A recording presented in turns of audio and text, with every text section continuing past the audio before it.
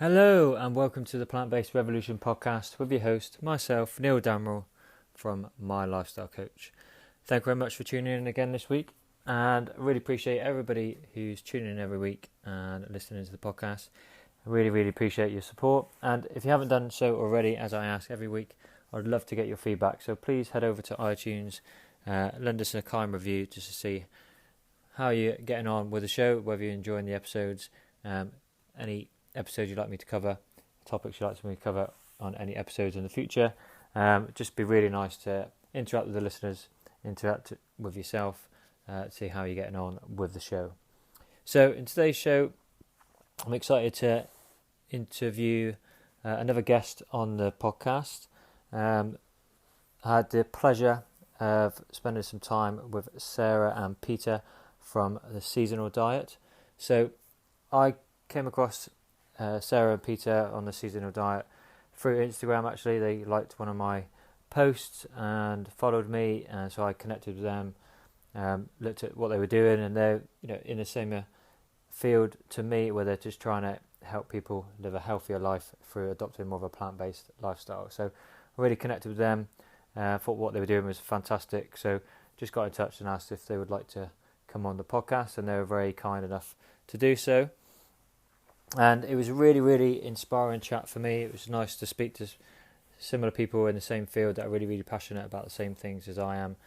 And we've really had a really nice conversation discussing their journey, what got them into adopting more of a plant-based lifestyle, and what led them to doing the Seasonal Diet and how they've helped loads of people over the world. They're based in California, in America, just in adopting more of a plant-based diet, but also a really good approach to more of a seasonal approach to the diet. So eating within season is going to definitely help in terms of reduce the impact on the climate, but also you're going to get fresher fruits and vegetables because you're eating them in season. It's like having your strawberries in the summertime here in the UK.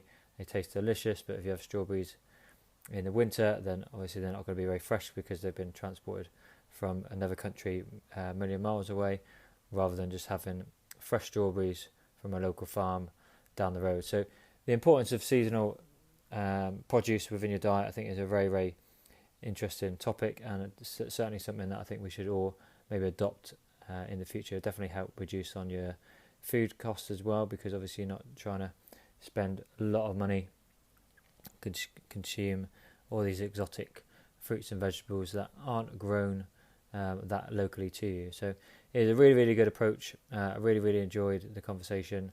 They're both fantastic people. It really put a smile on my face interviewing them. It was really fantastic. So I'm not going to ramble on anymore. I'm just going to head over to the interview. So this is the Seasonal Diet, so a nice interview with Sarah and Peter from the Seasonal Diet. So enjoy, guys, and thanks for listening.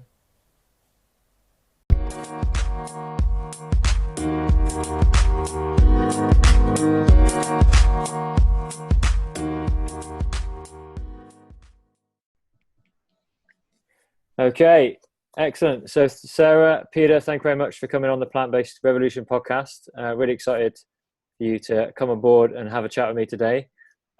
So I just want to, for the listeners listening, just to tell us a bit more about both of you, what got you into a plant-based diet, what was your journey to sort of where you are at this moment in time. So just tell the listeners a bit more about yourselves, yeah? Yeah, for sure. Thanks so much for having us, Neil. So Peter and I, we run the seasonaldiet.com, where we help women and couples transition and thrive on a plant-based diet. Mm-hmm. And people always ask us, have you guys always been healthy eaters? Mm-hmm. And we have not. Definitely not. Definitely not. I started eating healthy a little bit before Peter. I started kind of changing my diet back. Gluten-free. Gluten-free, yeah. Changing my diet, probably I would say, 2009, because I have suffered from a lot of stomach pain, digestive issues. Growing up as a kid, I was sick often, a lot of times on antibiotics. I just wasn't eating very healthy. I didn't know that at the time that was one of the reasons, but I kind of started changing my diet back then. And then it wasn't until Peter actually introduced me to a plant-based diet that our lives really changed. Yeah.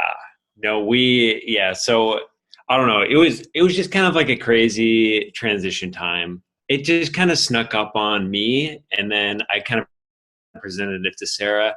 I came across the food documentary called Food Matters. Yeah. And that was like, it just completely blew my mind. And I was frustrated. I was surprised. I was kind of angry. I felt like there was so much um, uh, misperception going on between like what we were hearing from like the news and the media, from like what was actually true and what we should be eating in terms of nutrition. It kind of just opened my eyes up to like this whole new angle of nutrition, this plant-based diet. Mm-hmm. So I shared it with Sarah. Yeah. And then after that, about 6 months transition, we finally went fully plant-based. And then our lives completely changed again. And it's just kind of been like just snowballing ever since. Yeah.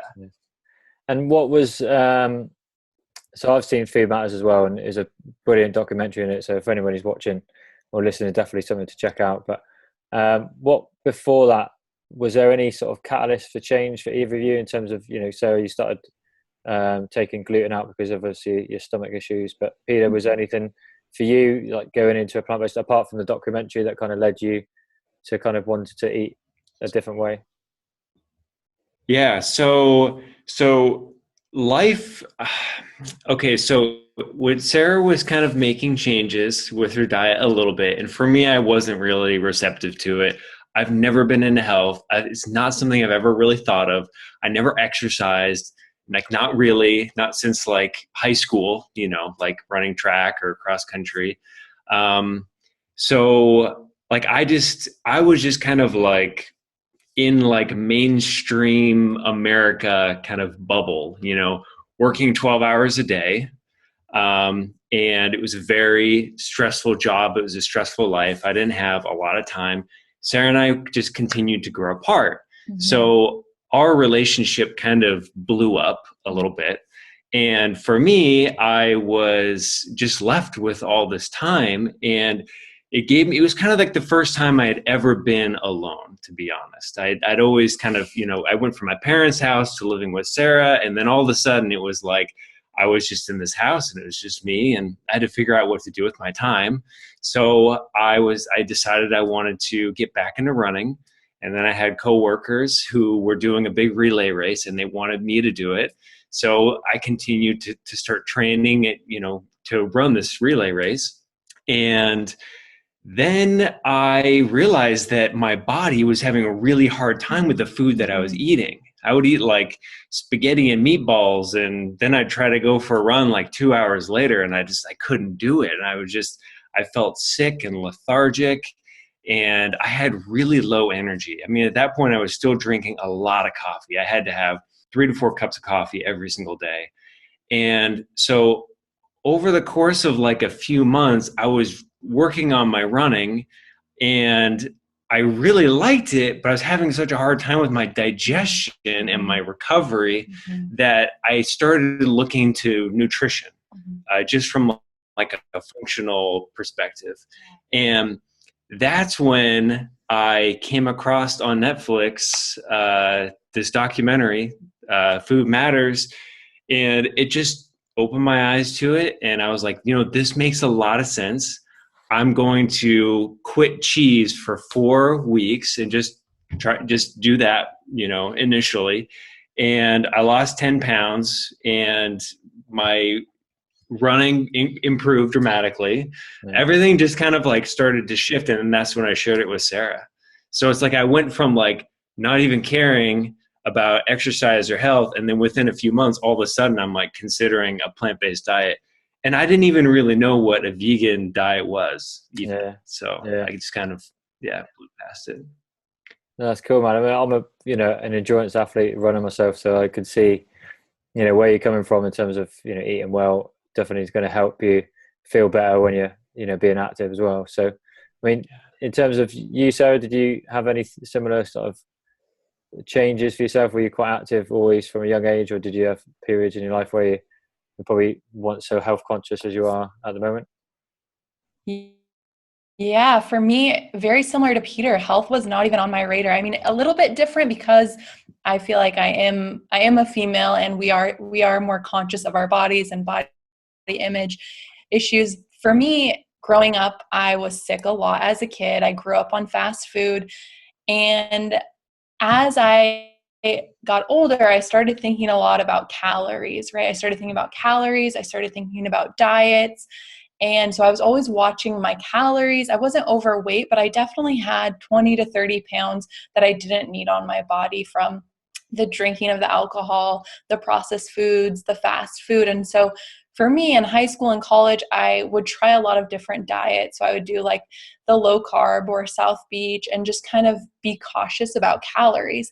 And it got to a point where my stomach was causing me so much pain. I couldn't go to university. I couldn't go to my job. And so that's when I started going to the doctors and trying to figure out what's going on with my stomach. Is there something seriously wrong with me? And doctor after doctor, all the tests came back. You're fine. You're healthy. It's just stress. And for me, I knew that couldn't be true because I had a very stressful childhood. And so college was actually pretty easy for me. It seemed like kind of a break from my life. It was very low stress, go with the flow. I mean, I had classes, I was studying for law school, so I had a lot going on, but it wasn't as hard as my life growing up. And so I was like, there's no way that this can be stress, this much pain. There's no way. It would hurt when I would eat. It would hurt when I wouldn't eat. And so for me, that's when I started doing some of my own research. It's funny though, because I never came across a plant-based diet when I was doing my research. Apparently I was researching the wrong things. And so that's when I found out about gluten and how it causes inflammation in the body. And so I had a test done actually to see, am I celiac? Am I allergic to gluten? Am I sensitive to gluten? And it came back negative, but I was determined to give it a try. And so I did remove gluten from my diet to see if it would make me feel better. And it did. I felt a little bit better. And then I started learning about getting in green smoothies. I know, Neil, you love green smoothies. We love green smoothies too. Those were kind of a really easy thing to do that I could implement. I would start work at 4:30 in the morning. I was working at a coffee stand when I was in college. And so I would bring all of my smoothie ingredients to the coffee stand and use the blender and make it there. And I was like, okay, I feel a little bit better. So for me, definitely my health got to a point where I was like, okay, I want to figure this out. And so I started doing my own research and I came up with, try the gluten, try the green smoothies. And then finally when Peter was like, hey, watch this documentary, I think you're really going to resonate with it. And I watched it and it finally clicked. It was just like, okay, this makes sense to me. I haven't been focusing on nutrients, right? I was focusing on calories a lot, but I wasn't focusing on nutrient density. I wasn't focusing on fresh produce. I wasn't focusing on the foods that I was consuming, the animal products that could be causing all of the inflammation and pain in my body. So that was a real wake-up call for me. Yeah. Did you guys think as soon as you watched that, especially Peter from Food Matters, was that an instant almost like someone giving up smoking? Did you decide like there and then, that's it, I'm not having any meat and dairy ever again? Or was it, just another kind of seed in the mind that you kind of was going to work on and think, well, I'm just going to cut down? Or was it a complete kind of, give up, stop straight away, if someone's going to give up smoking, for example, that kind of thing? So yeah, I watched it and I didn't know what to do. I watched it. I was shocked. I thought I was just like maybe I don't know. I'm losing my mind or something. Like, this seems like a big deal. It seemed monumental. yeah. So that's why, like, that night I bought a copy on Amazon.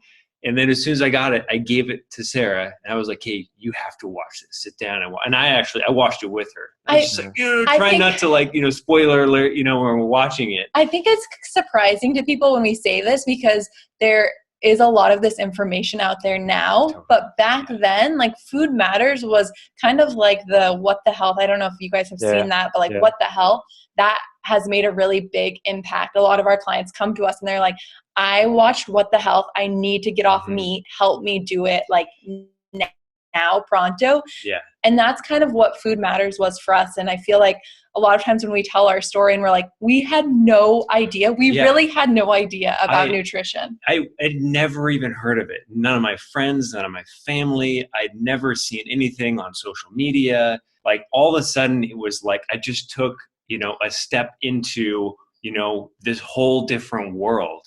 And so it took some time to processing it, or to process it. So I got myself down to like, I would only meet like once a week. And I would do that, for like, and I was still eating eggs just as much as I wanted, but I was off of cheese, so it's like I had like this little, like a hybrid, of like a plant-based diet for about 6 months until we were like, hey, you know what, we got to go fully in. And we were living separately at the time. And so we kind of had our own paths, but I always tell people it took us about 6 months to fully transition. But as soon as we saw the film, we're like, we need to try this and see how it works for us. And so for Peter, he went off of dairy right away. For me, I was like, not my cheese. Like I watched it and it made sense, but I was like, I love cheese at the time. Cheese and wine after work, that was kind of my guilty pleasure. And so I was like, I can do the meat. I can do more fresh produce, and let's see if, how I feel without the cheese eventually. Like eventually we'll get to the dairy. And what happened was Peter, he started running, right? He got off dairy right away. I was still doing dairy and I went for a run with him.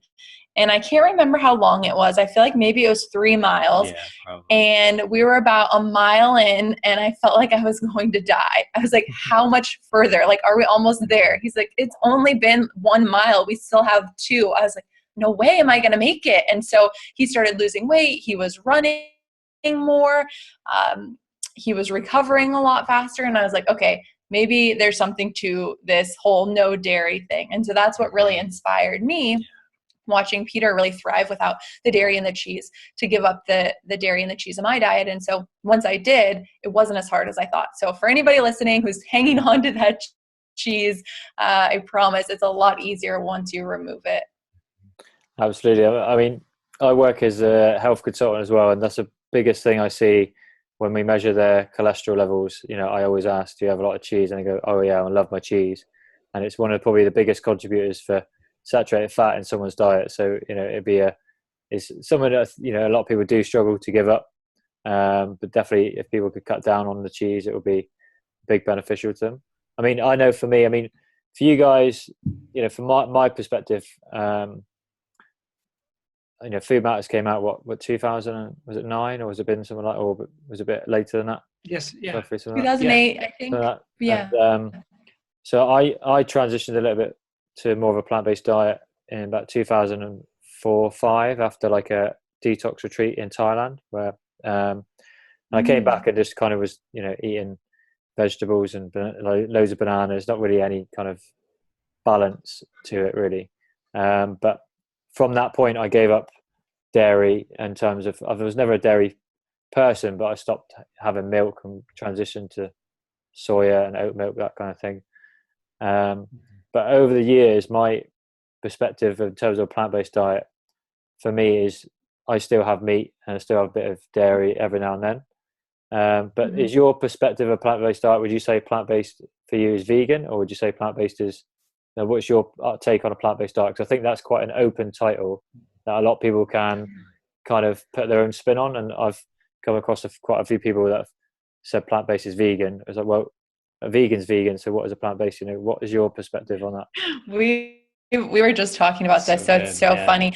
I agree. I feel like there's room for lots of definitions of a plant-based diet. I feel like it can mean whatever you really want it to mean. More plants being what it has in common with the different definitions. I think doing more plants, you're going to benefit from. So I think that's a great place to start for us personally. And not saying that any other way is wrong or anything. For us personally, when we say we're plant-based, it is fully plant-based, vegan.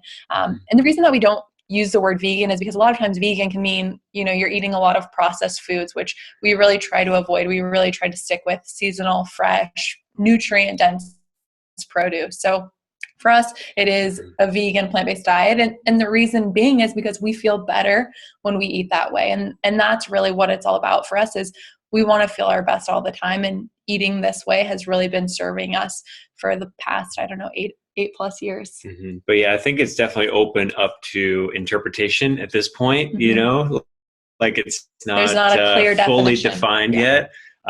Because when I think plant-based, I just think the majority of your diet is plants, you know, which still leaves room for, you know, meat and dairy and eggs, technically, you know, like if that's just kind of how I think of it.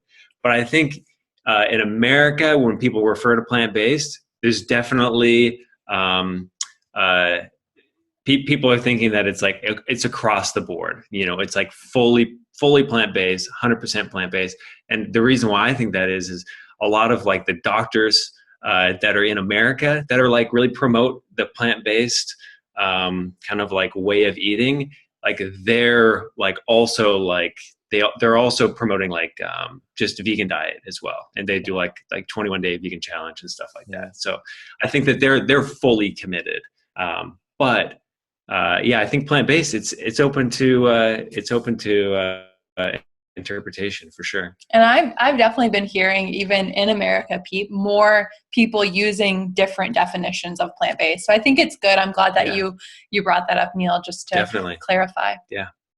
Yeah, I mean, I think for me, because I've, you know, gone from, I think I went vegetarian after Thailand, and then I went certain points went vegan. I think I had quite ups and downs in terms of my energy levels and how I was feeling in terms of, you know, being active, training and doing endurance sports like I do. I felt, you know, sometimes I didn't really have as much energy or strength. You know, I was lacking in maybe a bit of protein or iron from not as much meat. But it's taken me a bit of, you know, probably the last 15 years to kind of, or 14 years, to really kind of like transition in a way. But 10 years. But it's interesting because I interviewed a lady recently who's a friend of mine, and she was quite a promoter of the alkaline kind of way of diet, and she was like a raw vegan for like probably a good 10 years, and she's now transitioned to more of a meat eater again. Wow. So and she was talking about and this is what I kind of have a bit of a issue with in terms of the word vegan. Do you find, because obviously we kind of discuss our ideas as plant-based, so it's kind of a softer approach, but do you find in America there's still quite a almost the vegan community can be quite isolating, you know, in terms of, we were talking that if you're a vegan, you're kind of if you don't live this way, a lot of people won't encourage you to carry on eating vegan. So if I said I'm a vegan but then I have a bit of meat, then people who are in the vegan society will tend to have a bit of a problem with that, because I'm not fully vegan, or I'm wearing leather kind of thing. So do you find in America there's that kind of almost I don't know how to put it, kind of pressure if you're, you know, classify yourself or pigeonhole yourself in that kind of bracket? Yeah, I would say like you, when you say plant-based, you kind of like you give yourself like the opportunity to eat other things in there as well. But if you say vegan, at least here in America, like you better be vegan, you know, because they're watching you. You know, that doesn't mean like, oh, I'm 99% vegan, so I can say I'm vegan. It's like, no, you're either in or you're out. I feel, you know? I feel like with any group, any type, anybody in general, there's going to be both sides. So I have a lot of friends who would classify themselves as vegans, who are very inclusive and open and non-judgmental.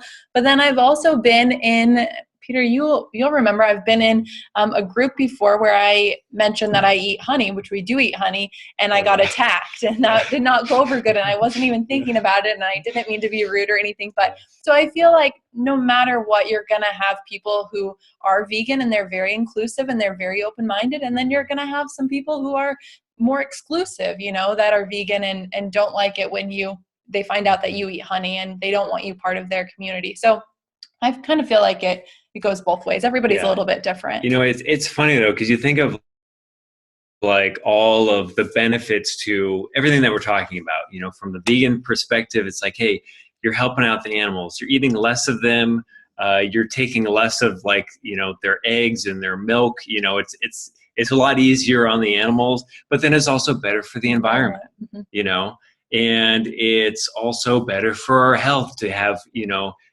a diet that's at least 51%, you know, plants, you know, like, so it's all a step in the right direction. You know, at the end of the day, it's all progress, for sure. And for us, we really try to focus on, you know, how we want to feel and live our life based on things that make us feel good. And then other people who are interested and they ask for our support, then we're happy to share it. But we're not, most of our friends and family, they're not plant-based or vegan, but we all still get together and eat. We just kind of bring our own food and, you know, strategize for that. But I feel like there's room for everybody at the table.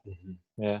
I mean, that's the thing. Yeah, I think, you know, what you said is really correct. But do you find, I've lost my train of thought, but I mean, in terms of, you know, plant-based, like you said, is definitely more of a plant-based. And for me, with the sort of plant-based revolution is, you know, encouraging everybody to have at least one plant-based meal a day, which is, you know, no meat, no dairy, because, you know, you guys have probably know how much that can impact the environment and it's going to impact their health as well. So it's, you know, it's a double-edged sword in the right direction. But do you find there should be, you know, especially within like a vegan community or the plant-based community, however you may see a plant-based community, more cohesive sort of work between the two groups? Because ultimately, like us, we just want other people to feel healthier and lose weight and help the environment, so we all want to do good. But obviously we know that, you know, some people's plant-based diet might be a little bit of meat, some people might be no meat. But do you find the vegans kind of focus on it too much from a maybe animal rights perspective, and they're quite pushy in terms of whether you're a vegan or not, as opposed to just encouraging more people to eat less meat, because obviously that's still going to be a great benefit for most people and the planet in general, regardless if they are not 100%. So Yeah, I honestly think that the people who are vegan for the animals, there's a lot of people who really relate to that and connect with that. And so by them promoting, you know, by not eating meat, by not eating animals, like you're saving the environment, and, you know, they don't really talk about health that much.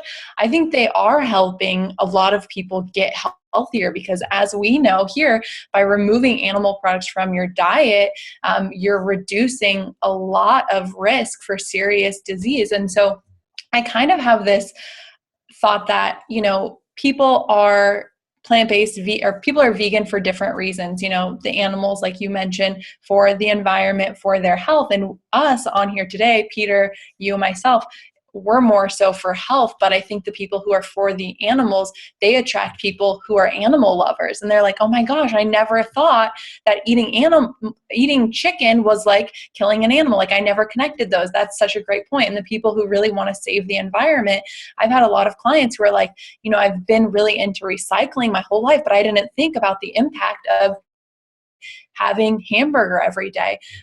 So then they're making the change from that. So I guess what I'm trying to say is I think that we all play a part. And I think that not everybody is going to relate to us. Not everybody cares about their health, but they might care about the animals. And by removing the animals, they actually are getting healthier. So I do think that although some people in the vegan community can kind of be exclusive, I do think that they can be helpful at the same time, if that makes sense. There's a lot of passion, I feel like, in both plant-based and with veganism. You know, they really want people to see what they've seen, you know, to get the benefit that they've gotten. So yeah, it's very powerful. It's very mixed, and I feel like it's ever evolving. And I have been turned off, you know, before Peter and I went plant-based, we were turned off by the protesters, you know, certain vegans who were very forceful, but then we saw Food Matters and we really connected with that. You know what I mean? So it's like, that didn't work for us. That approach, that really in your face, like stop killing animals, that didn't resonate with us. But I do know some people that really resonates with them. So we went plant-based. I mean, as we've been talking about, for the health benefits, But then once, like a few months after we had already gone and made the switch fully, then it was like we had all the benefit of wisdom too, because it's like, hey, because we were fully plant-based, we weren't eating any animal products, and so we could relate to like vegans as well. Yeah. And we could be like, hey, you know what? We're kind of on the same page with that. Our motive was different, but we kind of ended up in the same place. And I think even if you're only 90% plant-based, that's still way more than the average person, you know, in the world. So it's still progress. Mm-hmm. Yeah. Yeah, definitely. I think I know in myself, I came into a plant-based diet for the health benefits, but then you can't help but kind of learn about the environmental impact and then the animal welfare side of things. So you do become more conscious of those things and more compassionate towards those topics as well. So, I think hopefully it's good that people coming in from the animal side of things can learn about the health side benefits. And because, like you said, plant-based, and you're promoting more of a seasonal diet, where a lot of people can have a vegan diet and it be really unhealthy because it could be, I'm having an Oreo because that's vegan as well. It's still not going to be great for you, is it? So, you found that because, I think what you guys are promoting is natural food, seasonal food, as you said, right? Yeah, definitely. So we're all about seasonal eating. We moved to San Diego a few years ago, about almost 6 years ago, which is crazy. And before that, we were eating plant-based, we were eating healthy, but we weren't putting as much focus onto where our food was coming from, how fresh it was, eating with the seasons. And so we started going to the farmer's market and really loading up on the stuff that was growing currently, and noticed it tastes better when you get fresh produce. It tastes better, right? If you can garden, if you can get it from the farmer's market, if you can grow it yourself, if you can grow it with a neighbor, like, it's going to taste better. It's going to make your recipes taste better. And Neil, I'm sure as a fellow health coach, if you like what you're eating, if you're enjoying it, you're going to stick with it so much longer, right? If you can make delicious food, then you're all in. And so that was a really big thing for us. It was like, wow, this tomato tastes so much better. And then also more energy, because we're getting fresh produce, we're getting more nutrients into our bodies. And so for us, it's always about what's going to make us feel best, And I think, like you were saying, it doesn't really matter what diet you're eating. I think we can all agree that more plants, just getting more vegetables and fruits into your diet, that's a good thing. If we Google healthy, we're going to see fruits and vegetables. We can all agree fruits and vegetables are healthy. And so just finding a way to get more fresh fruits and veggies into your diet, that's a great place to start. And in America, do you have, I know you've got different probably rules for different states in terms of how each state governs each government, but do you have any kind of promotion? Like here in the UK, we have the 5 a day recommendation that everybody should have at least a minimum of 5 portions of fruit and veg a day, and obviously trying to promote that and encouraging more people to consume that. But we all know as ourselves, the benefits far exceed if you have like close to 10 a day. But we struggle in the UK. A lot of people are struggling just to even reach 5 still. And the promotion, I think, has been going on for years and years. But do you have anything similar in California or in America in terms of trying to advocate that kind of 5 a day message? Yeah, definitely. Same thing. We have My Plate, and very similar. Like, it's very hard for a lot of people to reach that 5 servings of vegetables. And so for us, we kind of say, try to get a green smoothie in every day. That's a great place to start. A green drink, get one of those in, and get a salad in. Those 2 things, if you do those 2 things, you can really pack a lot of veggies into a salad. So we're really big promoters. We do it ourselves every day. We're having a green drink and we're having a salad. And then also just adding more vegetables to the meals you're already making, So even the clients that come to us who aren't plant-based, just, if you're making a sandwich, throw some lettuce on there. Just these little tiny shifts that we weren't doing before we made the transition can help you increase your veggies so much. And so I think more and more as time goes on, people are kind of getting on board here in America, and you'll have to tell us about there. But green smoothies, those are really helping. People are like, okay, these are quick, these taste good, I can do this. Okay, salad, okay, I'm getting there. It needs to be a little bit more interesting tasting, but I can get on board with that too. And what happened, in terms of you guys within the health environment that you work in now? How did you guys come about creating the seasonal diet? How did that all come about? How much time do you have, Neil? It's been a long, short version. It's been a long journey. Do you want to kick off? Okay, so with seasonal, how did this whole seasonal thing come about? Because you mentioned before about you guys' previous, working as a lawyer and working in an office. I'm interested to know how that's changed maybe the last few years.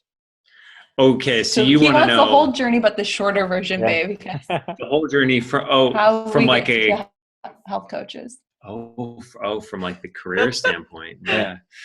Well, yeah. So she was on track to become a lawyer, going through pre-law, and for me, I was in construction management, working as like a project manager, and I went to school for that as well.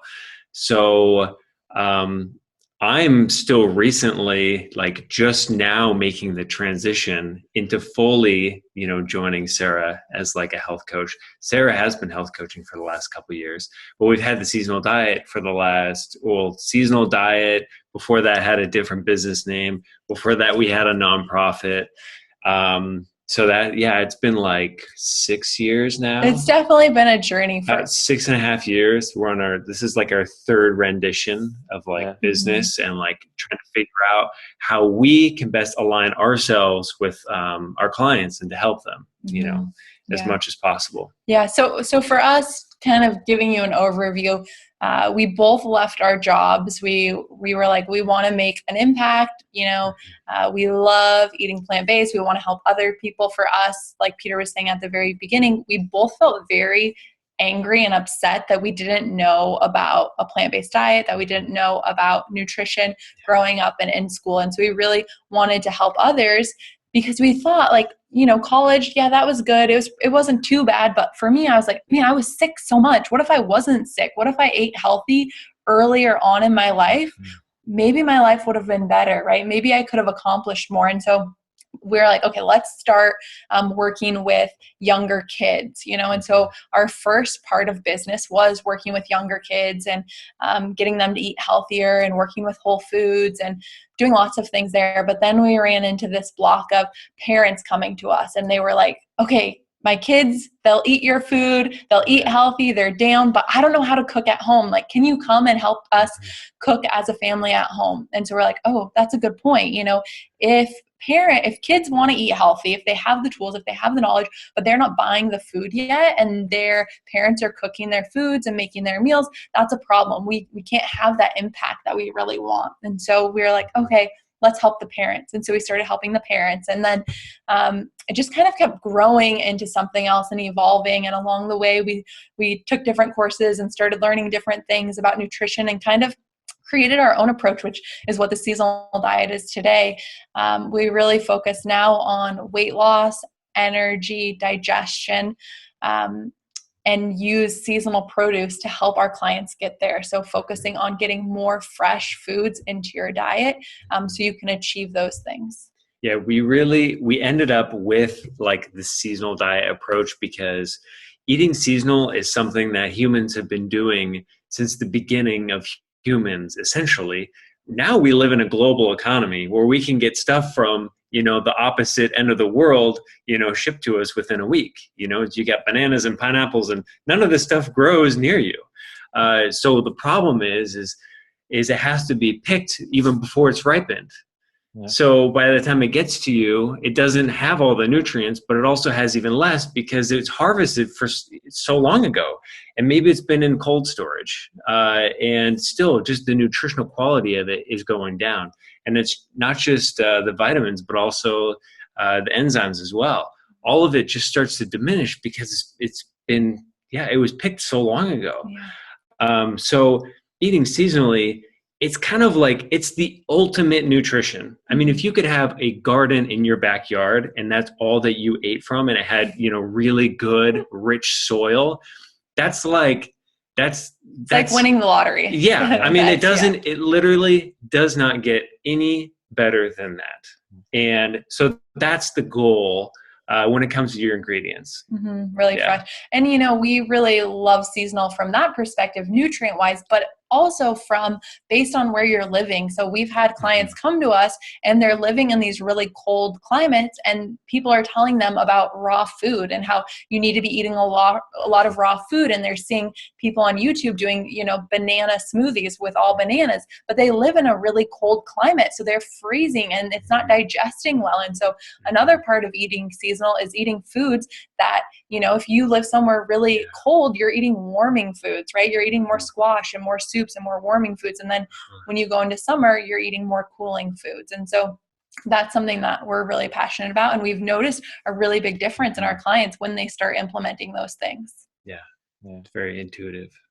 I think it's a very good point. I mean, I think I wouldn't be a very good seasonal advocate at the moment. With being here in the UK, probably don't get as much sunlight as you do. So we probably don't get as much citrus fruits naturally grown in the UK. But I know, just from your perspective, that I'm from Devon originally. I live in London now, but in the summer, especially anywhere in the UK, really, the local strawberries that are grown. So when they come into season, around about now, like July, they taste so amazing compared to obviously if you just bought ones that are out of season, because they're locally produced from like local farms in Kent and surrounding areas of London or in Devon, and it just tastes amazing. So I think what you guys are doing is fantastic, because also you're thinking of the farm miles as well. If you're buying from your local farmer as well and supporting your local economy at the same time. So it's a really good. Yes. Yep. You're supporting your local economy, the farmers. Farming is extremely hard work. When we moved to California, we got to spend some time on some farms and working with CSAs, and these were organic farms that don't use pesticides. They're doing a lot of the labor by hand. It's pretty incredible. So being able to give back to them, it feels really good too. And being able to talk to them and just have that relationship.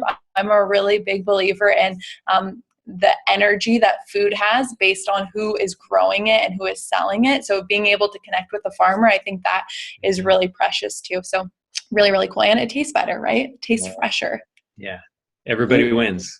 Oh, absolutely. I mean, we don't have, my auntie grows tomatoes in a greenhouse, and they taste so amazing when they're freshly grown compared to the ones in the shop are quite plasticky tasting compared to like really sweet, tomatoes. But just a little bit off topic in terms of your experience on the farm. Did you ever experience much in terms of the food waste over in America from the farming industry that provide produce for sort of the big supermarkets over there? Because we do have quite a big issue with a lot of food waste, because they want the carrots to look perfect, that kind of thing.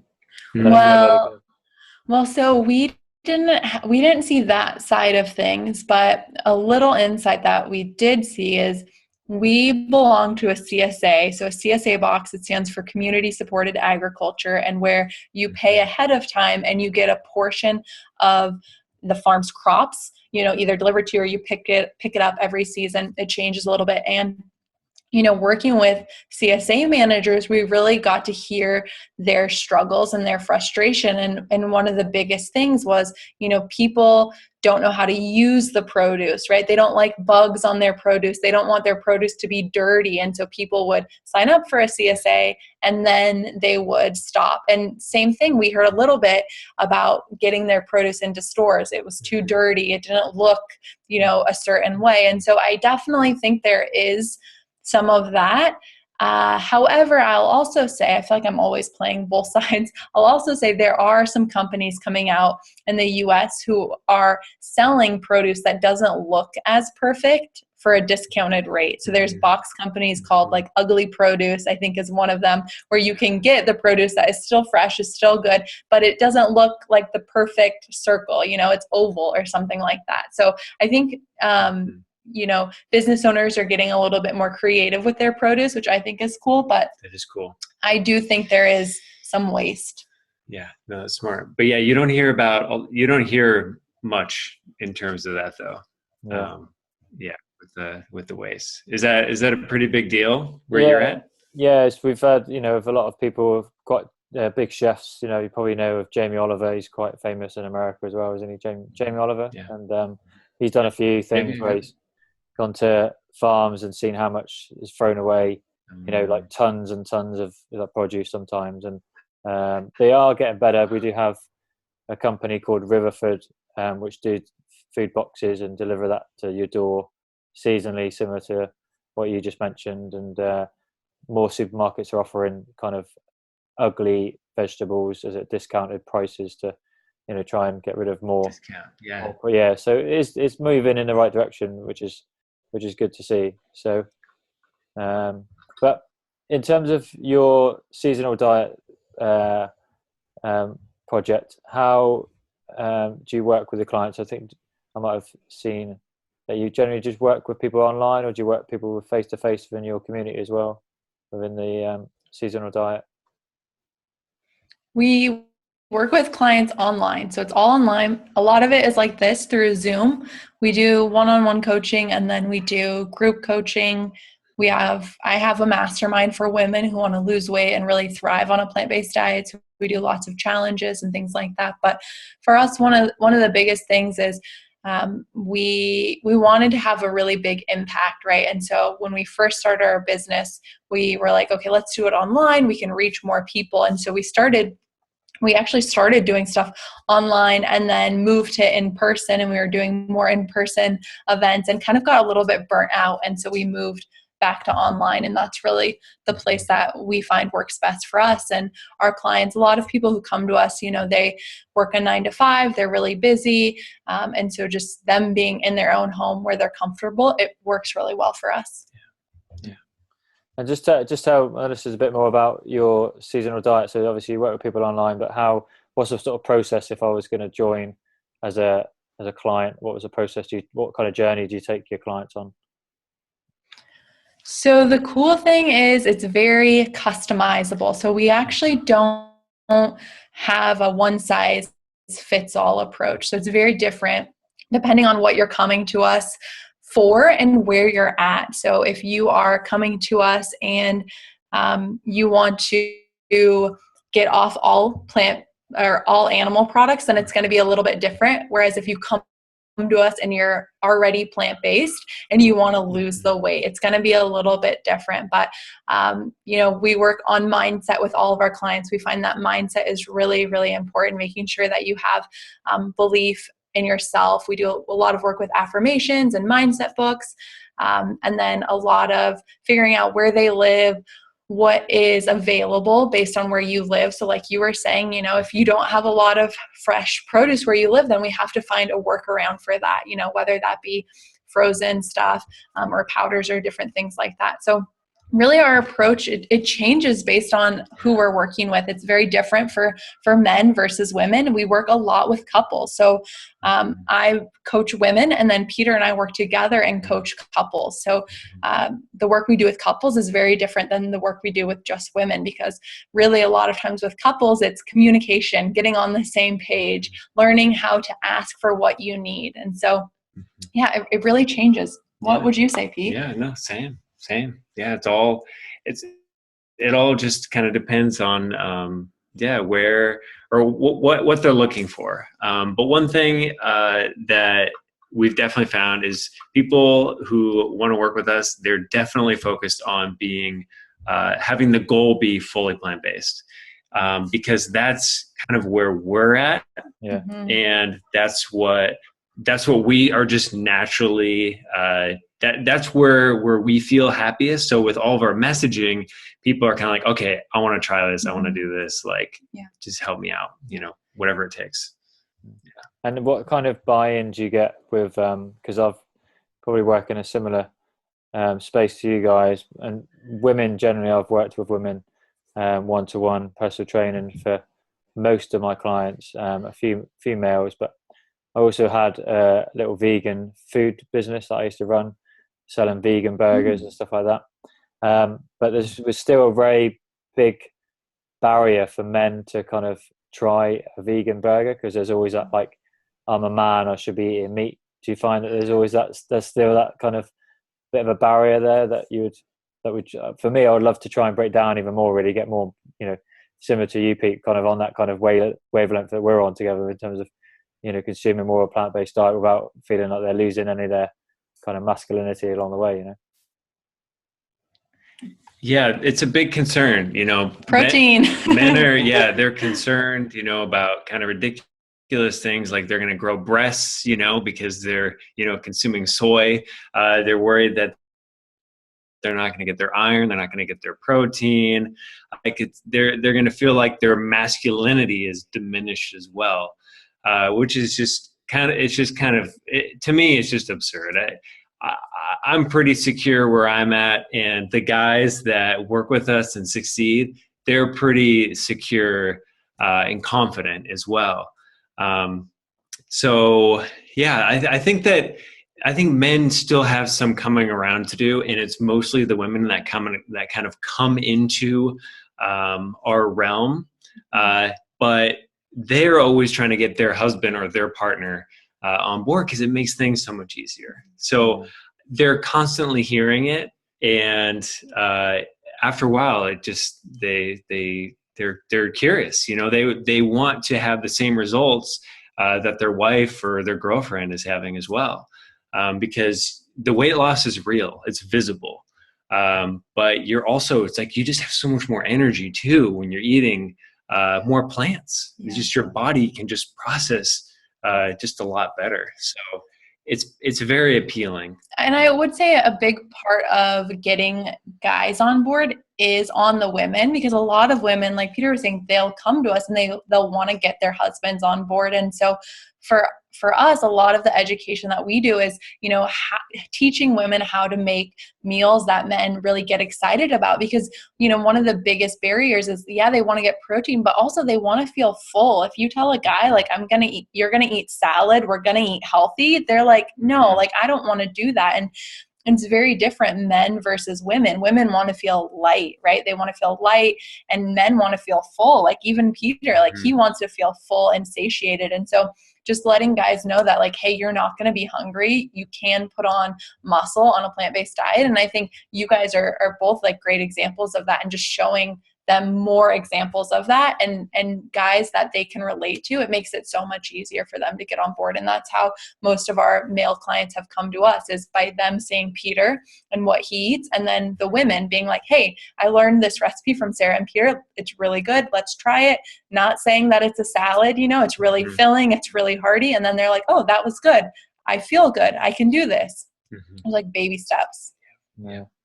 And what do you think there what kind of sort of process needs to be in place, really, do you reckon, within the media or the social kind of environment that we live in terms of trying to get more men to have sort of less meat, kind of break that barrier? Because I deal with people when I'm doing health checks all the time, and guys, like cutting down on meat, cut this, and they're still very in that kind of meat and two veg kind of old school way of thinking, rather than thinking, how much of a salad is going to help them, going forward. So, yeah, I really think that it's having more role models, just more visibility as like guys eating more plants, basically, or mostly plants. But I also think education in what a plant-based diet can really do, and that's something that is so not mainstream, especially here in America. Plant-based diet, like you don't really hear about it that much, the benefits specifically. And like really when it comes to plant-based, from a guy's perspective, they're not so concerned, I think, about the physical appearance. Like they're okay with like not changing and being a little bit overweight, but it's all of the internal benefits, not only like feeling better, but it's also reducing and preventing chronic disease. And that's what most people die of these days. Yeah. I mean, the fact is like, if you have high blood pressure, if you have high cholesterol, eating more plants, like it's going to instantly reduce those. And it's all of the internal, intangible benefits that they're uneducated about, really. Like they don't really know, so they can't be confident in getting rid of it. Yeah. It's not really, it's not worth the change because they don't know what they're going to benefit, that. And it's so vast and it's so great, but you can't see it. It's all just within your body. The only way you could know is based on how you feel or based on tests in a lab that your doctor does. Yeah. I mean, that's very true, because also, with the clients we do, we test their cholesterol, yearly, so you can see changes by them just making them. But I think there's still that barrier. Obviously, if you look at guys doing CrossFit, it's a very paleo-based diet, meat diet, kind of promoted with, guys who are really strong and powerful. And there's still that kind of image of men who don't eat meat or are vegan could be more slim and not so strong because they're not got as much muscle. Doesn't mean they're not still as fit, but they might be fitter in other ways. I mean, one of my guys that got me into more of a vegan diet was Brendan Brazier. Is it Brazier? Yeah. Yep. So I bought 2 of his books when I was at uni and did my university's dissertation on a vegan diet, off the back of that. And he's really, he's an amazing athlete, which is great. But there's more and more guys coming out now that are vegan bodybuilders and stuff like that, which is kind of great. I think it just needs to be more promotion, more barriers broken down, don't you think? Definitely. Yeah, definitely. And I think, it's just, it all comes down to priorities. I mean, honestly, because even if you go plant-based, you can have different end goals. Do you want to be big, ripped, buff, vegan bodybuilder? Obviously not. To show how strong you are. Do you want to prove to the world how strong you are? Or do you want to live a really long life? Because to me, those are even 2 different modes, even within the plant-based, because there's a lot of stress, there's a lot of intensity, and there's kind of a lot of manipulation that you need to do with your body to be able to get that physique. Yeah. But if you want to live a really long life, I feel like it's way different than that. Yeah. It's almost like you're eating just the minimum amount of calories.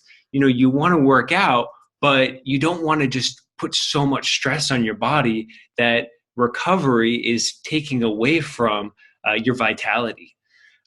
So even within the plant-based world, I think there's 2 different modes, but even outside of it, the guys are thinking like with the paleo CrossFit, it's like these guys are so strong.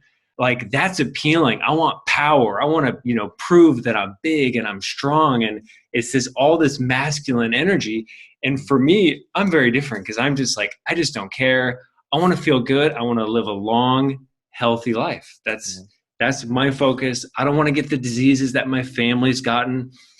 For me, it's like, I believe I can change my genetics. I believe that I don't have to get all of the hereditary diseases that my ancestors had because I'm living a completely different lifestyle and I'm including way more nutrition in my diet.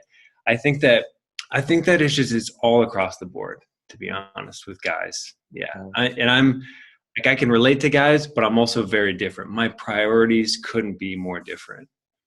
Yeah. I mean, very good point, Peter, because for me, I'm the same really, because I think the hardest thing is when people look at body shape change, they can because they can visualize it and see the change, they can maybe measure it, but obviously you can't measure your long-term health. You can't measure, that's going to make you healthy, but that's always an ongoing process, isn't it? It's never do it for 2 weeks and then you're going to feel $1 million different.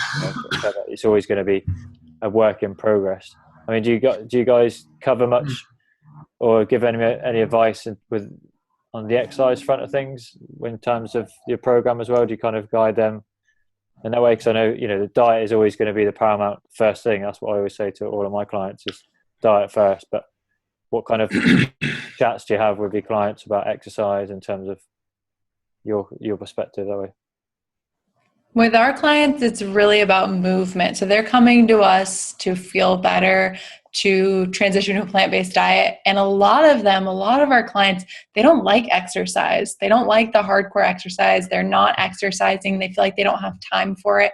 And so for us, we just encourage them to find a way to move that feels really good and that they can fit into their daily schedule. So most of our program is about lifestyle changes and kind of scheduling and how to get into a groove that feels really good. So a lot of our clients are walking, they're running, they're doing yoga, a lot of stuff that we do. Very, very low key. Some of them are into weights. We have one client that is really into heavy lifting, right? And so her diet's a little bit different, but really for us, it's like find a type of exercise that you enjoy, that you can be consistent with, and you're going to be so much happier. So that's kind of about the gist of it when it comes to exercise and movement that we're doing with our clients. Yeah, good. And I just had a question as you were talking, but it just slipped my mind a second.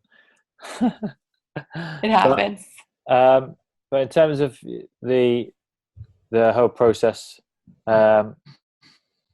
how do you have like a minimum program? How long's your program? What kind of sort of goals and sort of journeys do you take your clients on, and what's your outcome that you like to get your clients on at the end of the day? So again, all of our clients are a little bit different. A lot of our clients lose up to 10 pounds a month. One of our clients, she's just down 60 pounds, which is awesome. So a lot of our clients lose weight. That's a really big thing that people come to us for, is weight loss. One of our programs, Plant-Based Success, is a group program. So that's 8 weeks of group coaching. So that is one where we transition them from, eating mostly plant-based, but not all the way, where they want to go all the way. That's really fun. Peter and I do that together. And then we also do one-on-one coaching, and that's usually a 12-week process where they're doing the same thing, but it's one-on-one and it's more intensive.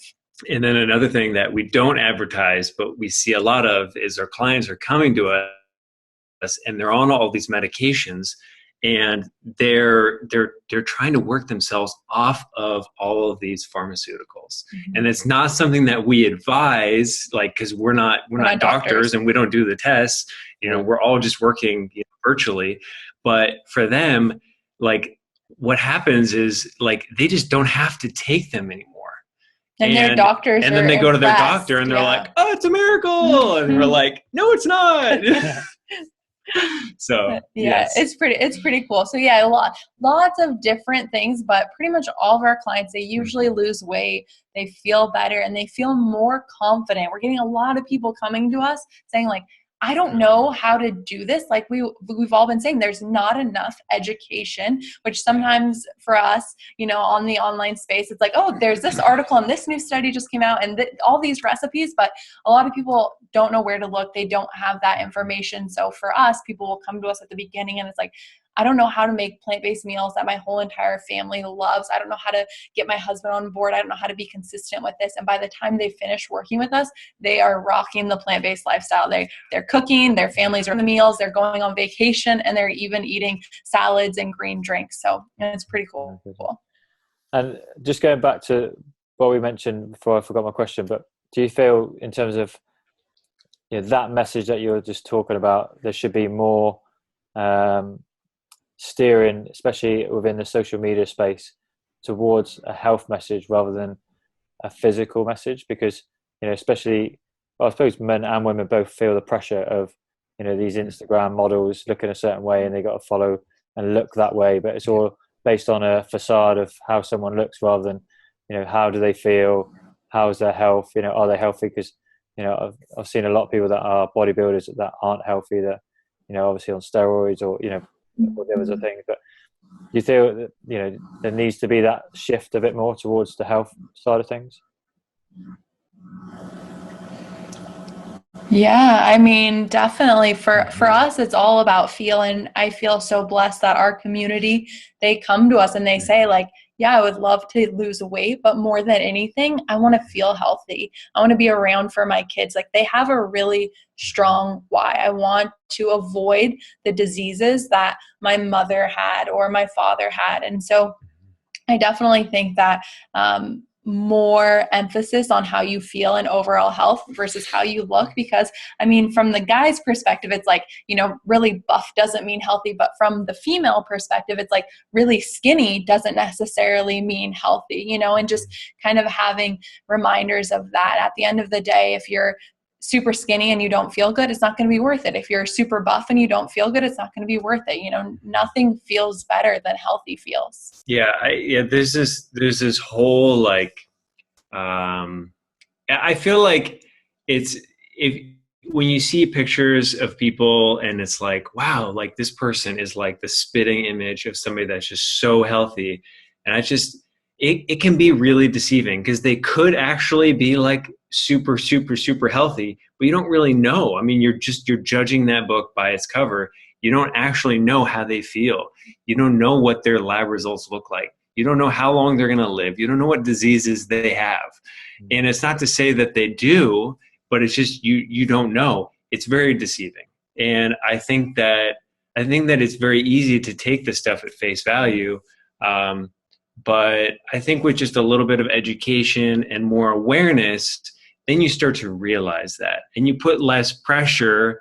I feel like it's just less pressure on the whole thing, not feeling like, oh, they're so perfect. It's like, well, yeah, maybe they are, maybe they aren't, I think that people need to kind of start realizing what their options are in terms of diet and lifestyle and what's possible, beyond just the physical, appearance that you can attain. Yeah. So just going to sort of wrap things up a bit now, but that was a really good point to end up here. We're just going to ask a couple more questions, but I just want to say it's been really inspiring speaking to both of you. You've kind of inspired me even more to keep pushing my message of a plant-based revolution on the world, because, I can see how amazing you guys are and the great work you're doing. So I just want to say thank you very much before we wrap things up. It's been great. But what, a couple more things. So what message would both of you give to the listeners in terms of transition to a plant-based diet? What would, be your tips in terms of the best way for them to transition if they're thinking of, going vegan, plant-based, or, what would your main tips be? One of my tips would be to just get started. Oh. Don't feel like you have to wait or you have to know everything. I know that's a big one we hear in our clients. More research. I have to figure this out. The timing has to be right. And I know for both of us, when we first transitioned to a plant-based diet, we didn't have all the info. We didn't know everything that we were going to do. And the way that we learned was by doing it. And so don't be scared to get your feet wet, to get started and start implementing more plant-based meals. And if they don't settle right, if you feel bloated, if you feel like you need more energy, try something else. I think that has been our whole entire journey, is like, when something isn't working, when it doesn't feel right in our bodies, just pivot a little bit, try something else. It doesn't have to be forever, but if you wait to get started, you're going to miss out. Oh my gosh, I feel like I just got something in my throat. For me, I would definitely say that it's okay to be different. It's okay if you don't eat the same way, if you don't have the same lifestyle as your friends and your family and how you grew up. Like, that's okay. It's okay to go in your own direction. It's okay to take care of yourself and to do what's best for you. And then also to be patient with the process of improving your health. It's a long-term game. We're not looking for quick results.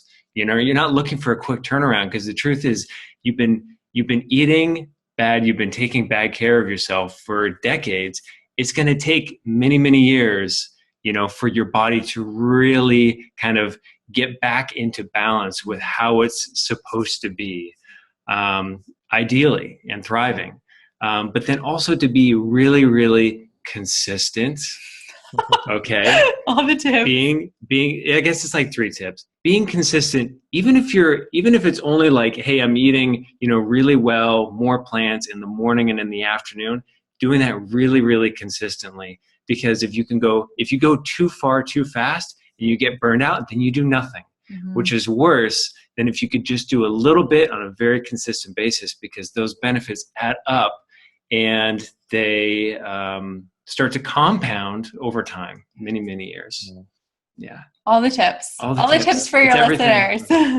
That's amazing. That's because I always mention that to my clients: be consistent.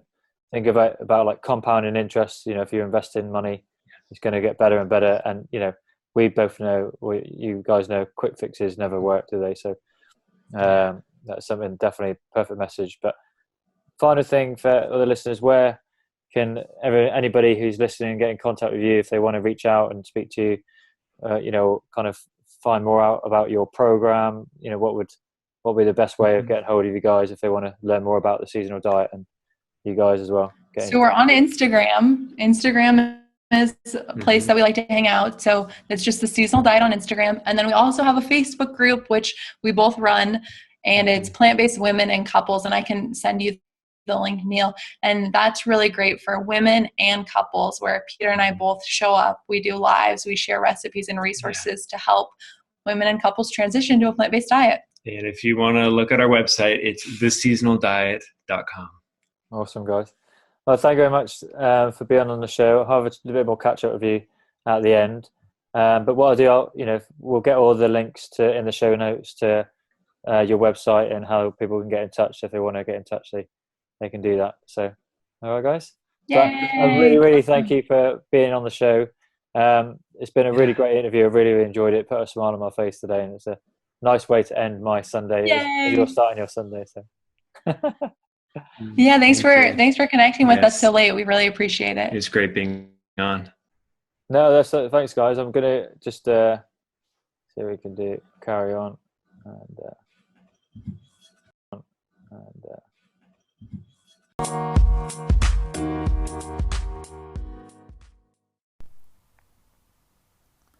so there you have it. That was the interview with Sarah and Peter from the Seasonal Diet. Hope you enjoyed the episode. It was a fantastic opportunity to have a chat with these guys, and they were awesome, and hope you enjoyed the interview as much as I did interviewing them. So as I said at the end of the recording, if you want to know more about them, then they're over on Instagram at the Seasonal Diet, or you can find them at their website, which is www.theseasonaldiet.com. So check them out. They are fantastic, and hope you enjoyed the show. If you did enjoy the show, give it a big thumbs up. Leave us a review over on iTunes. That'd be much appreciated. And thank you very much again for listening, and we'll see you next time.